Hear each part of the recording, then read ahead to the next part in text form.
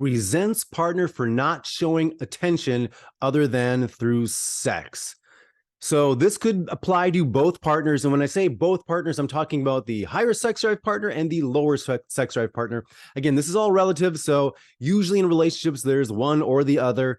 And that's probably why you're here, because that's what I talk about. So what does this mean? Resents the partner for only showing attention. How does that apply to each one? Well, in some ways, and I've spoken about this in another video, but the higher sex drive partner, we can kind of see why they might resent the partner, because presumably that other partner, the lower sex drive partner, is turning them down. When they initiate sex, they get turned down a lot, or maybe all the time. I'm not sure, but they might then resent that. But maybe the lower sex drive partner might resent it from the higher sex drive partner because they only want me for sex, right? It's only showing attention for sex. So it does work both ways. Maybe the higher sex drive partner only receives physical touch from the lower sex drive partner when they do have sex, because there just isn't any kind of sensual, romantic, affectionate touch otherwise.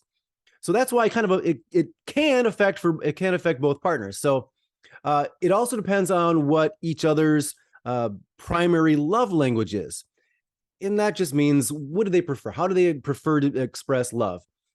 Usually it's the higher sex drive partner who has the primary love language of touch, could be otherwise. And usually the lower sex drive partner doesn't have the primary love language as touch, although they might. It's just, for them, it's maybe not expressed through sex necessarily. So there could be that discrepancy there. That's where the resentment comes in. So think about this. So if either one's only getting physical attention, touch through sex, how often do they have sex?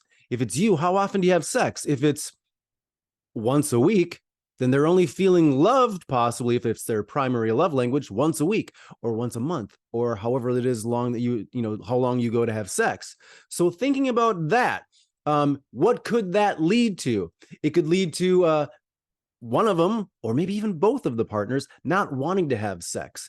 It could be the cause of that lower libido in the one partner, where they're only experiencing attention through sex, no other means, so they don't feel love. They have a low libido.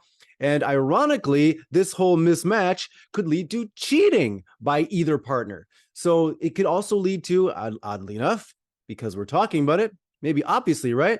Mismatching sex drives.